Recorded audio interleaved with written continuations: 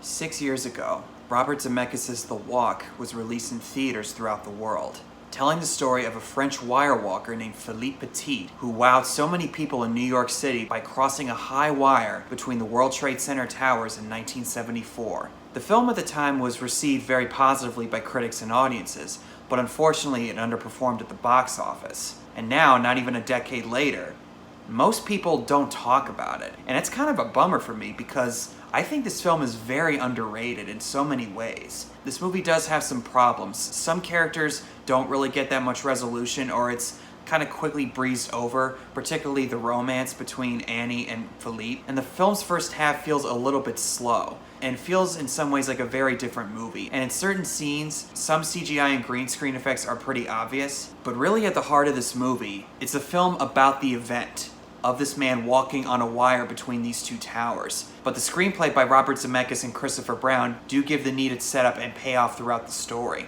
mostly surrounding Philippe and his mentor, Papa Rudy, played by the Oscar award-winning actor Sir Ben Kingsley. It all started when Zemeckis first came across the story of Petit from the children's book, The Man Who Walked Between the Towers.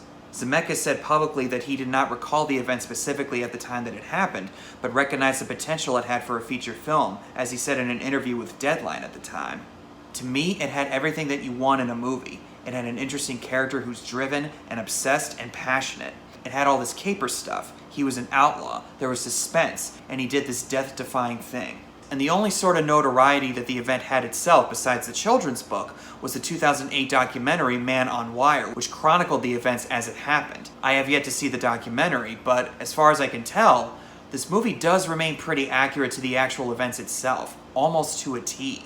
In February 2014, Joseph Gordon-Levitt was confirmed to star in the film in the titular role. Gordon-Levitt had no formal high-wire experience and was trained by Philippe Petit himself. And by the end of the 8th day of filming, he was able to walk on the wire by himself and continue to practice while shooting. Along with a stunt double, Gordon-Levitt shot the climactic wire walking scenes on a soundstage, where it had reconstructions of the top 2 stories of the tower and a wire approximately 12 feet off of the ground, which was all filmed on a green screen set and anchored onto a pole.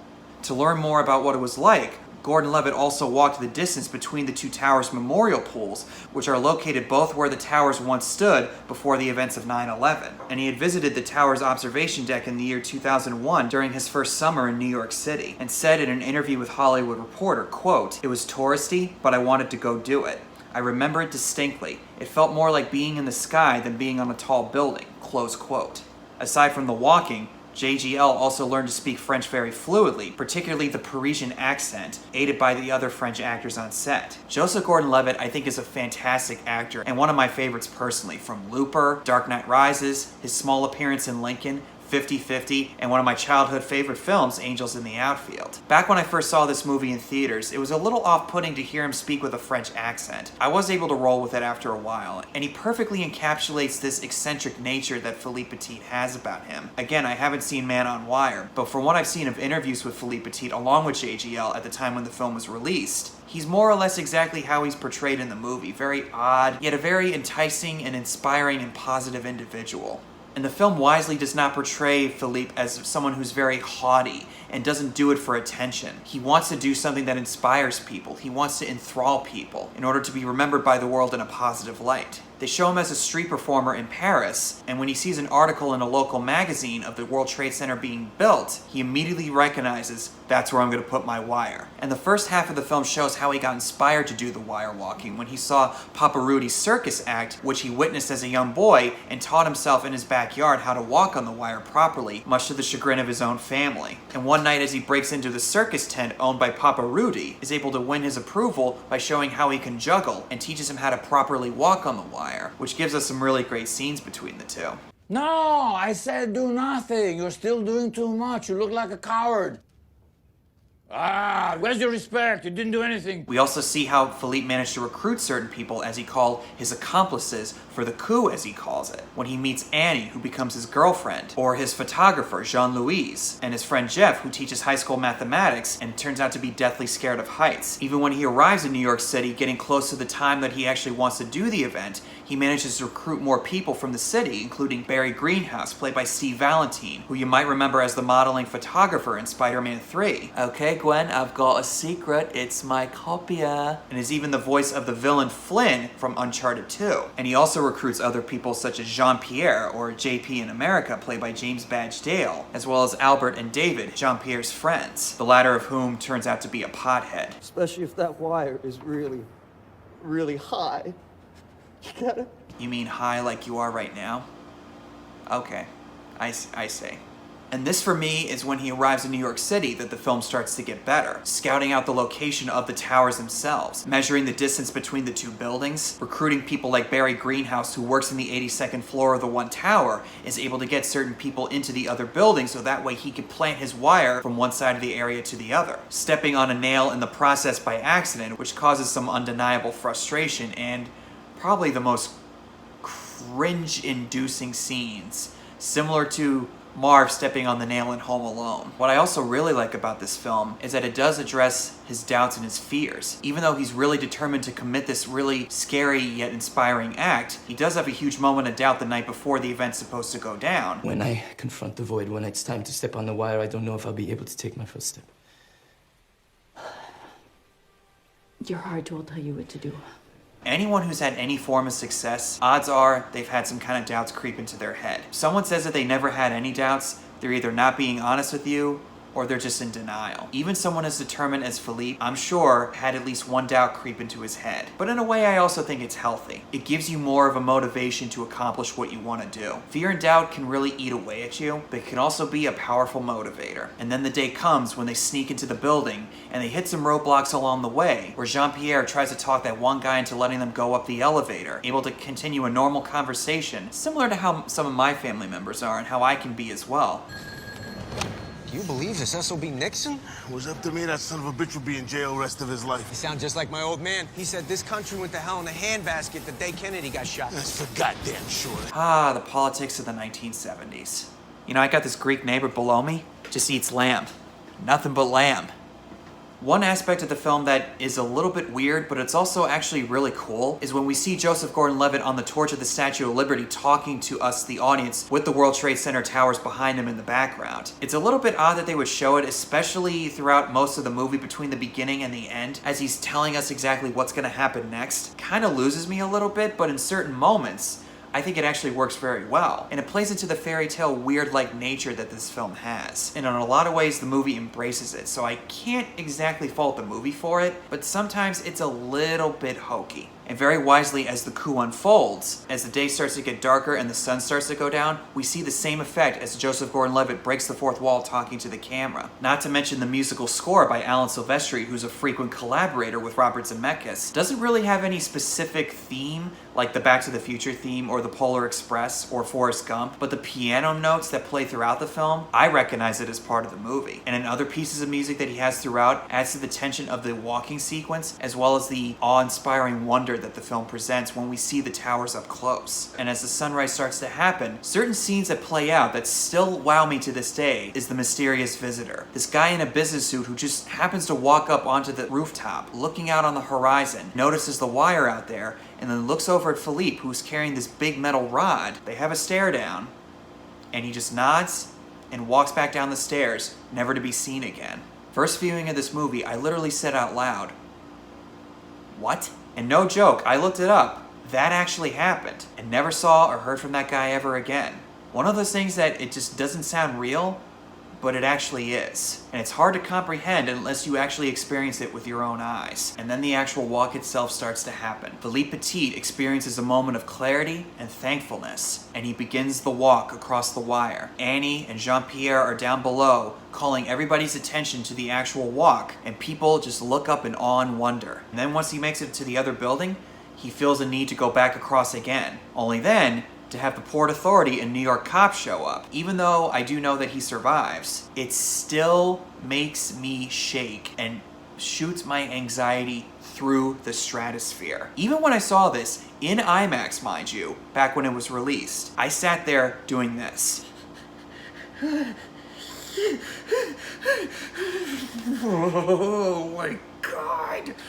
And then a few months after that, when I showed this to my mom on Blu-ray, she hated me for a week because, like my mom, I do not like heights. Every 30 seconds, my mom said out loud, "Oh my God, oh my God, oh my God!" Just the very mention of this film's title freaks her out. Mom, if you're watching this, which you more than likely are, my deepest apologies. Even though this is mostly done on a green screen set, the photo references that they use from New York City that were taken in the 1970s, and the way the CGI is blended together with the actual sets, it literally feels like you're 110 stories in the air on this wire with this guy as he's doing the walk. CGI and green screen often get a bad rap from certain people these days, but in this case, you cannot deny how realistic this looks. It's really easy for us to say, it's so lazy, they made it in a computer. Physically filming a movie and incorporating digital effects to make it as seamless as it looks, that is something that these people were able to do perfectly. And when he finally finishes the walk and he ends up being arrested by the police, there's an undeniable sense of amazement and appreciation and admiration for what he was able to do. Even the cops themselves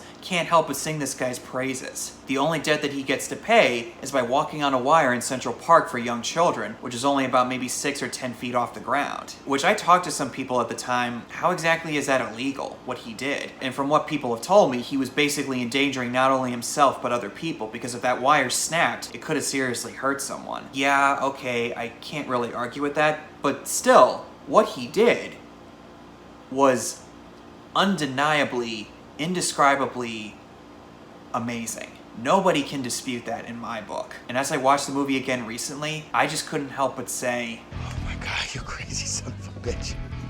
Philippe Petit then decides to stay in New York City and live there. Annie unfortunately heads back to Paris to follow her dreams, which unfortunately we don't really get much of an explanation as to why they exactly split up. I guess maybe they just had different desires, different hopes and dreams, which ultimately set them apart, and maybe her heart wasn't really in staying in New York in the long run. But I like how they show that there's really no animosity between the two as they part ways. She still has a love and care for him as he does for her. Barry Greenhouse says to him, and every New Yorker I've talked to loves these towers now. And Annie says to him, Perhaps you brought them to life, given them a soul.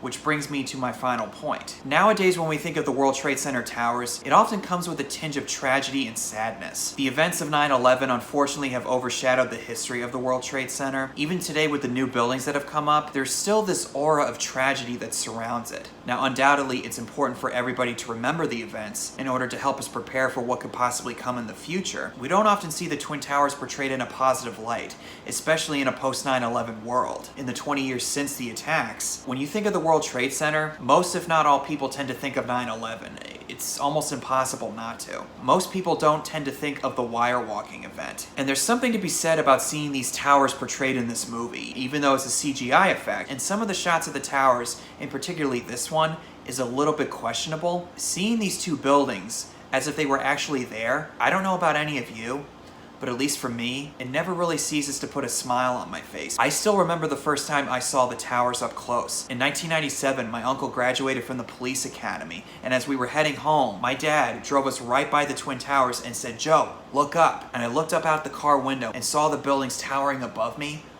I was in complete awe of what I saw. I wish I was recording it, and I wish I took a picture of it at the time, because there was no other feeling like it. And I took a picture of the towers from the Empire State Building observation deck in April of 2001, 5 months before the events happened. I still have yet to find that picture, and if I do, I'll be sure to post it on social media for all of you guys. This film came out about 14 years after 9/11, and Joseph Gordon-Levitt has said in various interviews that they wanted the portrayal of the World Trade Center to be a positive and memorable one, to celebrate the life that the towers brought to New York City. But I think with any tragic loss, it's also worth remembering good times. That's what this movie is a celebration of one of the most beautiful moments that happened with those two buildings right when they were being born. At the time, the towers were criticized for being too sterile and too blah in their design, so to speak. I'm by no means an architectural expert, and if I had to give my consensus of what I thought of the Twin Towers designs, I would not exactly put them in the camp of the Empire State Building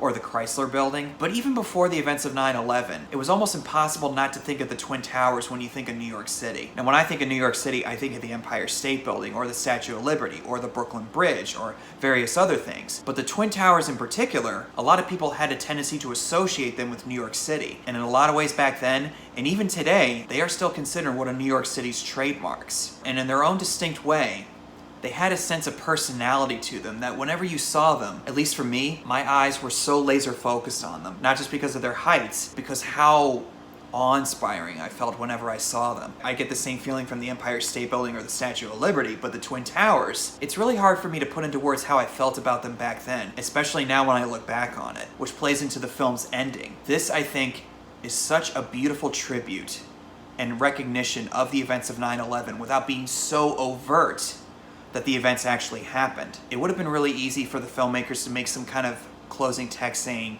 and then 9/11 happened. But thankfully it doesn't go in this direction. If they did something like that, I wouldn't have had a problem with it necessarily if they found the right way to be respectful about it, but the direction from Robert Zemeckis in this scene, and Joseph Gordon-Levitt's performance in particular.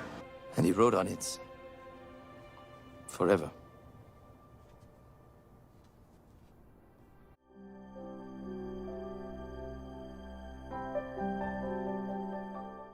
It always makes me cry. In the years since 9/11, I've had the chance to visit the World Trade Center site at least 3 times. Most recently, about 2 months ago, I visited the World Trade Center Memorial, where they had the memorial pools, which served as the footprints where the towers once stood. And that place is where I actually got this shirt. And I can tell you for a fact that when I walked onto that site, I felt this very overwhelming feeling, knowing the full history of that event. One of these days, if any of you have the chance to visit that site, please do so. I don't want to get too preachy or anything, but I think it's important for all of us to remember the World Trade Center, not just because they were a beautiful tourist attraction for America, but I think in a lot of ways they represented not just the spirit of New York, but also the spirit of America and the human spirit. And any of us who are old enough to remember 9/11, it's important for us to pass it on to the generations that follow. And this movie plays into that beautifully. It's basically a love letter to the World Trade Center, and in that respect, I think it succeeded tremendously. And as someone who's a descendant of New Yorkers, and whose uncle was in the NYPD still to this day nearly 25 years later, and was even there on the morning of 9/11, this movie remains near and dear to my heart. And if any of you haven't seen this yet, please do so. So that concludes my series of reviews contributing to the 20th anniversary of 9/11. Thank you guys so much for watching these videos. It means a lot to me that you took the time to hear what I have to say. My goal and hope with these videos regarding the events of 9/11 is to hopefully reach somebody and make them realize how important it is to remember these events and to show some proper respect for those who died that day. Because I think in the way the world is right now, we've really lost sight of how stronger we are once we stand united. And I think that this event in particular, as horrible as it was, it showed the worst of humanity, but it also showed the best of humanity. We all banded together to help those in need. And in this divided world that we live in now, we need to remember those events more than ever, especially with the acts of heroism that occurred not only on that day, but in the weeks and months that followed. So thanks again, guys, for watching this review. If you've seen the movie already, feel free to tell me in the comments section down below, and I will see you all in the next video.